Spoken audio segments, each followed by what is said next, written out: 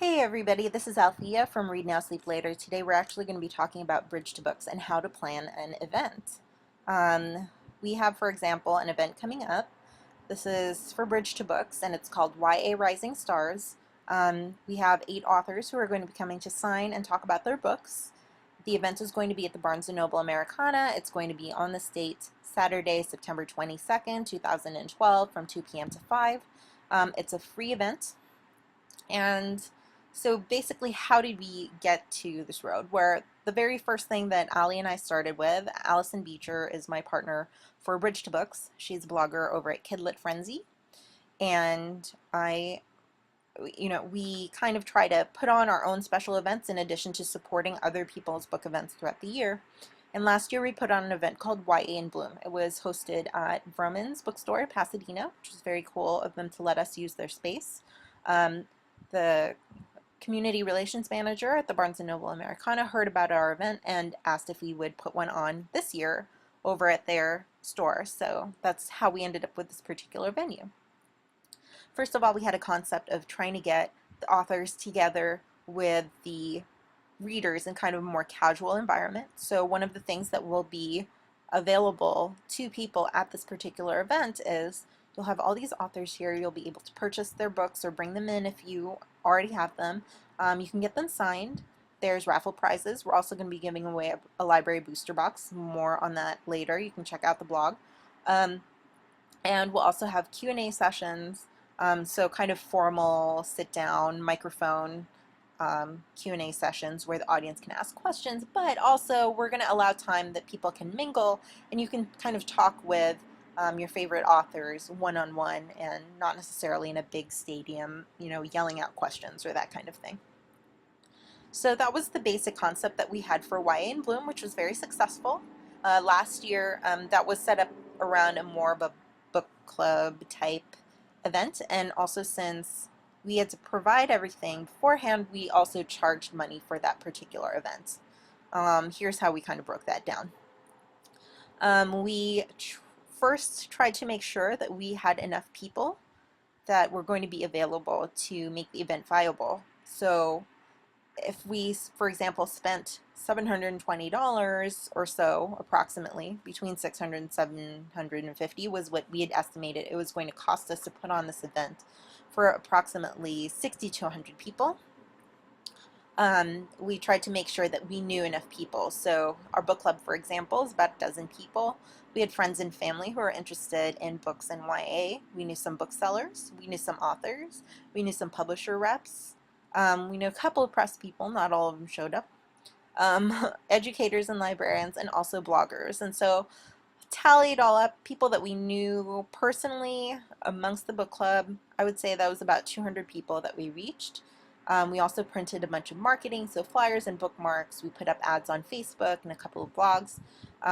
So I think we reached approximately 1,000 people, and approximately 100 people ended up coming.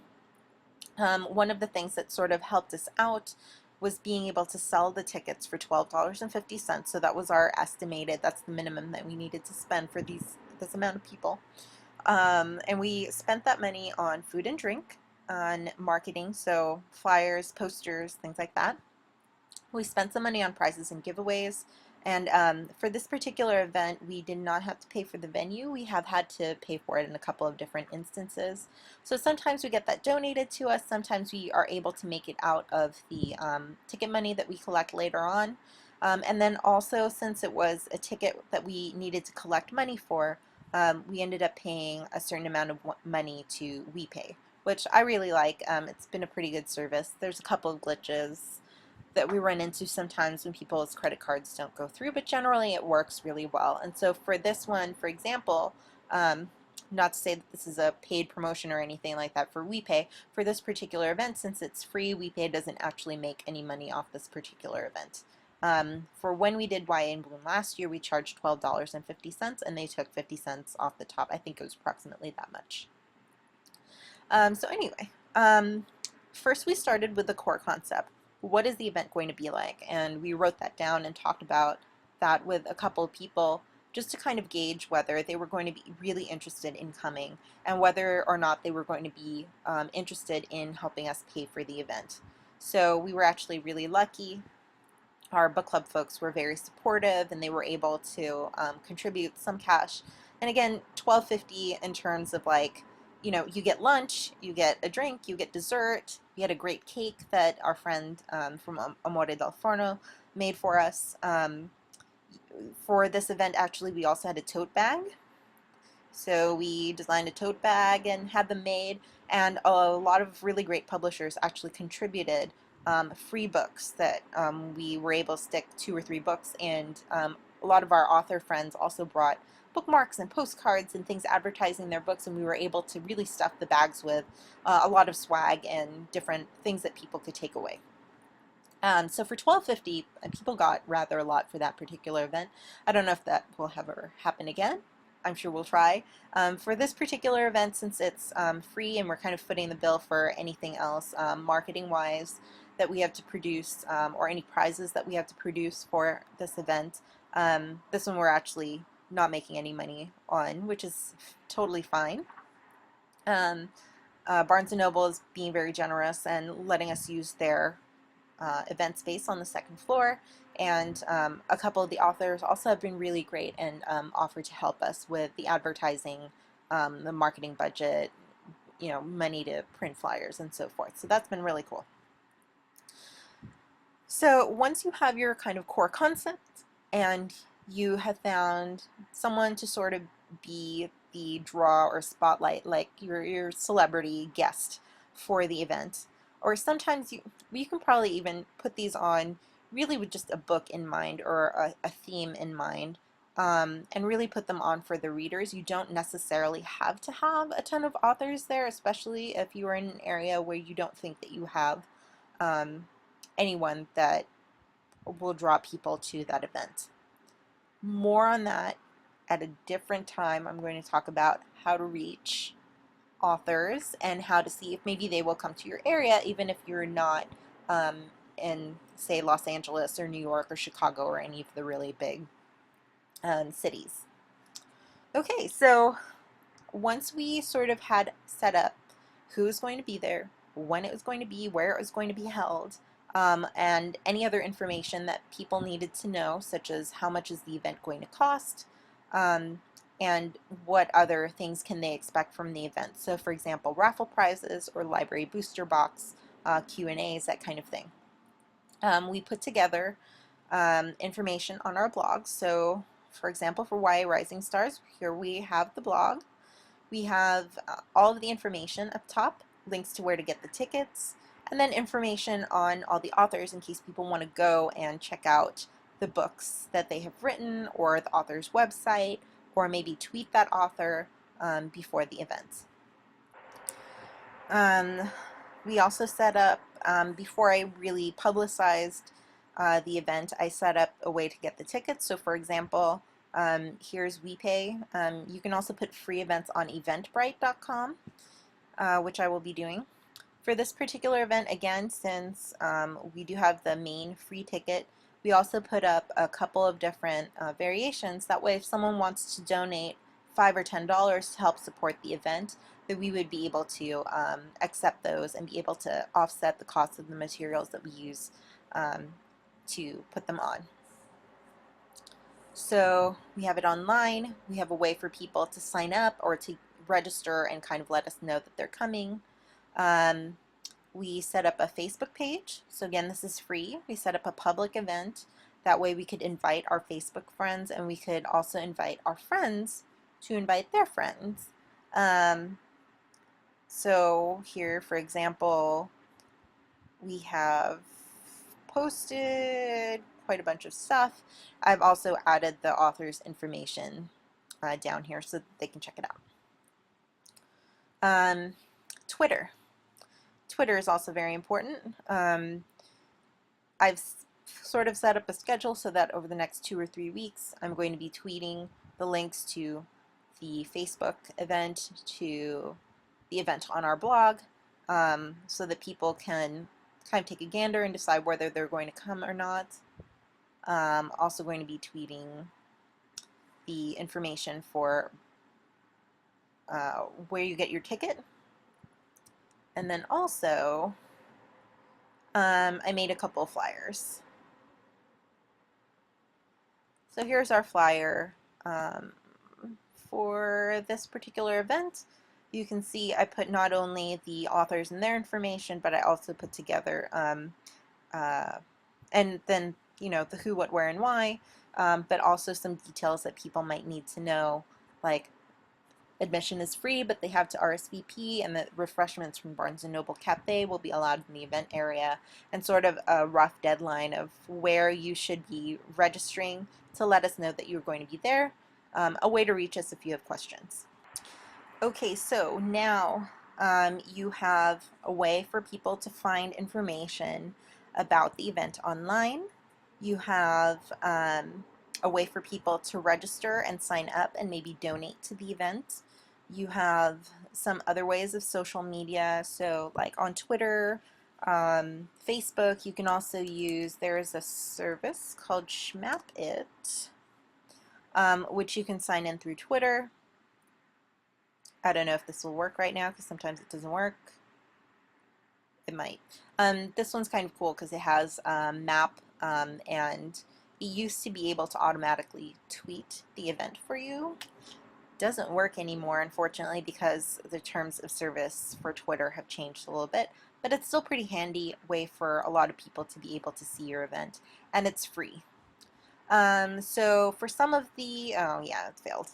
I'm just too far from the router, I think. So for some of the events, for example, parent online.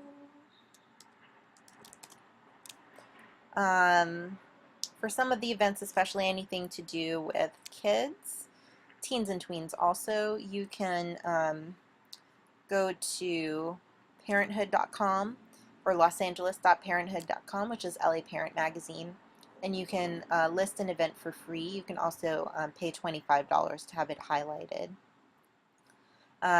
So that's another resource. We've also listed our events on Goodreads. Let's see if I can get there without too much trouble.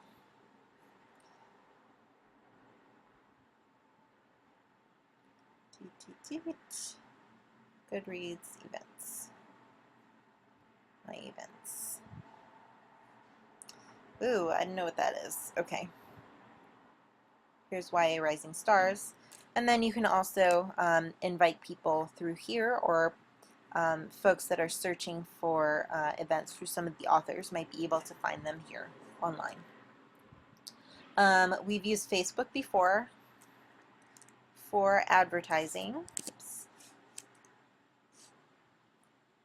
I did not want to click that, but okay. And basically email the people that you personally think will be interested in this event. And any channels that you can think of. For example, I'm on the YALSA Book mailing list. I'm going to be emailing to them and letting them know about this event and the middle grade event that we're having. People that you know just from people that you're related to, friends, people that you've met online. So for example, I am a blogger at Read Now, Sleep Later, and I know people through that in particular. I'm going to be posting on my blog about it. I'm also going to be asking my blogger friends to, if it's possible for them to do so, be able to put a post on their blog about the event to really just kind of spread the word.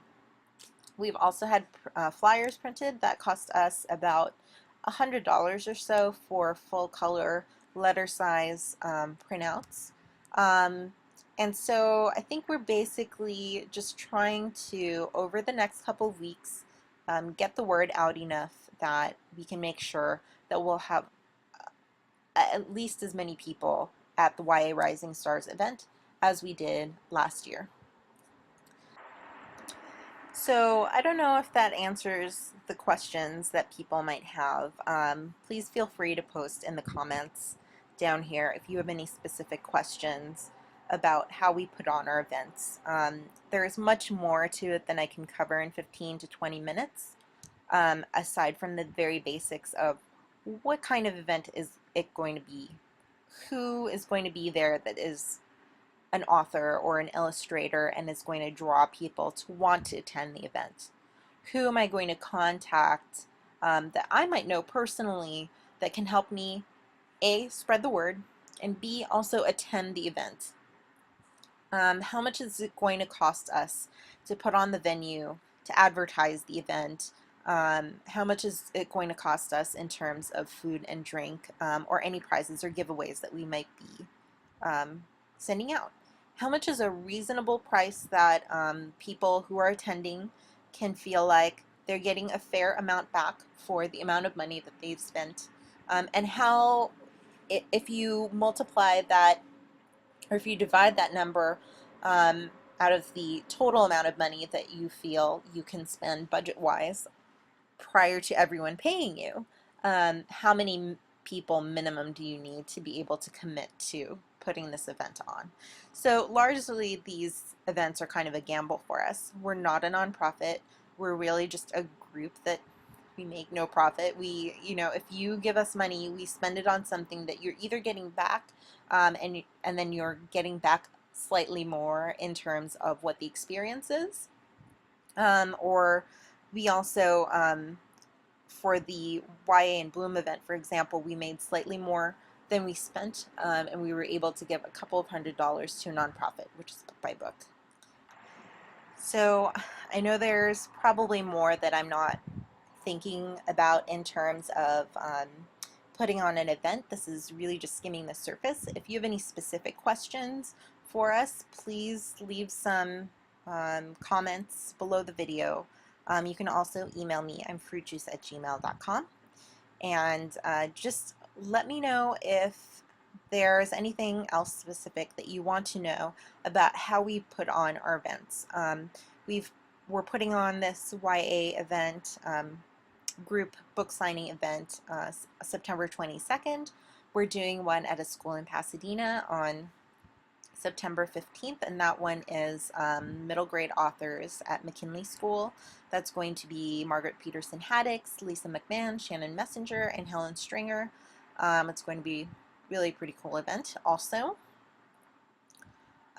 We've put on picture book events before. We did one last year called Graphic Guys, where we had some of our favorite illustrators, who just so happen to also be guys, get together and draw with some kids that we know.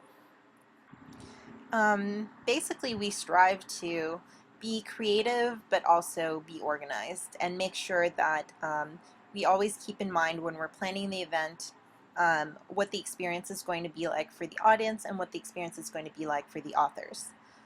For the authors, for example, this weekend I'm putting together an update to let them know what's been going on, how many people have signed up so far, how many people we're expecting to be there. Also a list of things that they could do to help us out, and maybe invite their friends and invite their family, or send out to their mailing lists and let people know that this event is going on, or to post on their Facebook or tweet or retweet anything that we are putting out about this event specifically. And also what to expect, like where they should be parking, whether the Barnes & Noble is going to be providing food and drink for them, which is kind of nice, that they'll be able to comfortably